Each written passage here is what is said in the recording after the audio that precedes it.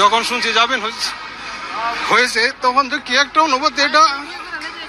আসসালামু আলাইকুম প্রিয় বন্ধুরা, সবাই কেমন আছেন? আশা করি সবাই ভালো আছেন, আমিও ভালো আছি। আজকের যে বিডিআরগুলোর যে জামিন হয়েছে, যে সেই বিস্ফোরক মামলার সেই জেল গেটে আজকের একটা যে মিলন মেলায় পরিণত হয়েছে, যে স্বজনদের সাথে দীর্ঘ 17 বছর পর 16 বছর পর আত্মীয় স্বজনের সাথে মা বাবার সাথে যে দেখা করছে, সেই ভিডিওগুলো চলুন আপনাদের দেখাবো। যারা সাবস্ক্রাইব করছেন অসংখ্য ধন্যবাদ, আর যারা সাবস্ক্রাইব করেন না সাবস্ক্রাইব করার জন্য অনুরোধ রইল। আমার লাগবে বিনা অপরাধে জেল কাটছি, বিনা অপরাধে জেল থেকে জেল কাটছি 16টা বছর। জীবন তো শেষ, এখন তো ভালো লাগে ইনশাল্লাহ। স্ত্রী, আত্মীয় স্বজন, ছেলে মেয়ে সবাইকে দেখতেছি, এখন তো ভালো লাগবেই খোলা বাতাসে। আপা এতদিন পরে জড়াই ধরলেন, কেমন লাগলো? অনেক ভাই, ভাষা প্রকাশ করার মতো না, না পাওয়া জিনিস ফিরাই পাইছি ভাই। সামান্য যে সমস্ত ভাইরা এবং দেশের জন্য এবং স্বৈরাচার হাসিনাকে দেশেতে তাড়ানোর জন্য যারা রক্ত দিছে এবং তাদের আত্মার মাগফিরাত কামনা করি। আমারও সমস্ত ভাইদের জন্য দোয়া করি, যারা বিডিআর ভাইরা আমাদের মতো নির্দোষ জেলে আছে এবং যারা কারাগারে আছে, প্রত্যেকটি ভাই যেন আমাদের মতো মুক্তি পায়। আমরাও মুক্তি পাইছি, আমরাও সমস্ত ভাইদের মুক্তি চাই। আমরা দেখছি যে বাচ্চা কাচ্চা সহ অনেকে এসছেন বা জড়িয়ে ধরছেন অনেকদিন পরে কেউ তার স্ত্রীকে জড়িয়ে ধরছেন, সন্তানকে জড়িয়ে ধরছেন। এটা আসলে ভাষায় প্রকাশ করার মতো না যে হত্যা মামলা থেকে খালাসপ্রাপ্ত হওয়ার পরেও তারা দীর্ঘদিন ধরে বিনা অপরাধে তারা কারাবরণ করছিলেন। সবশেষ তারা এই যে মুক্তি পেলেন। 16 বছর পার হয়ে গেল।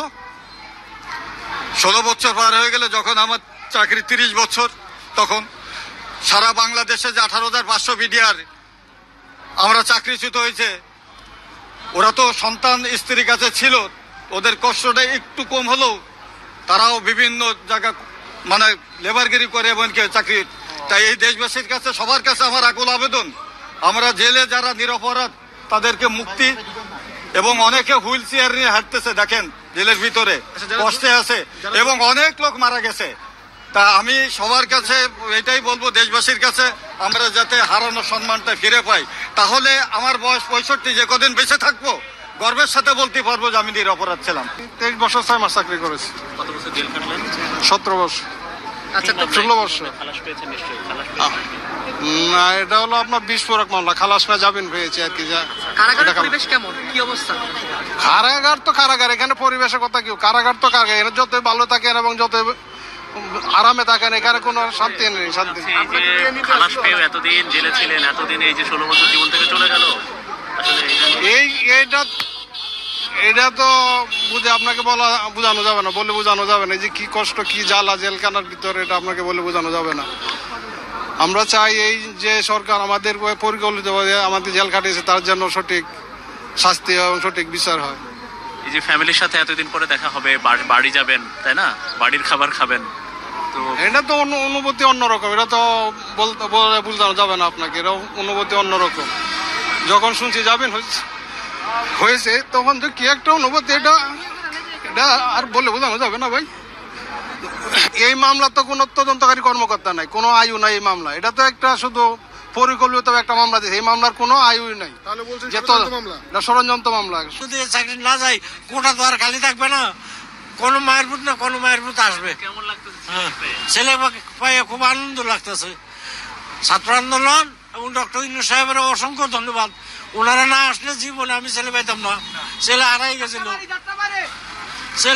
গেছিল, কোনো দাম পাইতাম না। আমরা অনেক দূরের থেকে সাক্ষাৎ হতো, প্রায় 2-3 হাত দূরের থেকে সাক্ষাৎ হতো, দূরের থেকে। এখন আজকে বাবারে এভাবে জড়ায় হাত দিয়ে ধরতে পারছি, 16 বছর পরে ধরলাম। আপনার মাকে জড়াই করার জন্য আপনি ব্যাকুল হয়েছেন? জি। এখন অস্থির হয়ে আছে। আমি তৎকালীন 13 রাইফেল ব্যাটালিয়ন চাকরিতে ছিলাম। পরে আমার এই ঘটনাটা ঘটে, অনাকাঙ্ক্ষিতভাবে আমার জেলে আসতে হয়। আপনার পোস্টিং কোথায় ছিল তখন? 13 ব্যাটালিয়ন ছিল। নির্দোষ তাদেরকে যেন সরকার আপনার মিডিয়া ভাইদের মাধ্যমে জানিয়ে দেওয়া হয়, যেন সরকার যেন তাদেরকে। আমি 16 বছর, 16টা বছর এই জেলের ভিতরে থাকা একটা। আমি আসলে আমার 3 মাসের আমার সন্তানকে রেখে আমি ফেলে এসেছিলাম যে আমি কিছু অপরাধ করি নাই, নির্ভয়ে এসেছিলাম, কোনো অপরাধ করি নাই। আমাকে বিনা বিচারে রাখছে, আমি সম্পূর্ণ নির্দোষ ছিলাম। হয়তো 2013 সালে আমাকে নির্দোষ প্রমাণিত করে জজ কোর্টে একটি মামলা রায় দিয়েছে। আমি বিস্ফোরক মামলার জন্য আমি এই কয়েকদিন কারাগারে ছিলাম। চাকরির বিষয়ে কি বলবেন? চাকরির বিষয়ে আমি চাইবো, আমি যেহেতু নির্দোষ ছিলাম, আমি আমার চাকরি পুনরায় ফেরত চাই।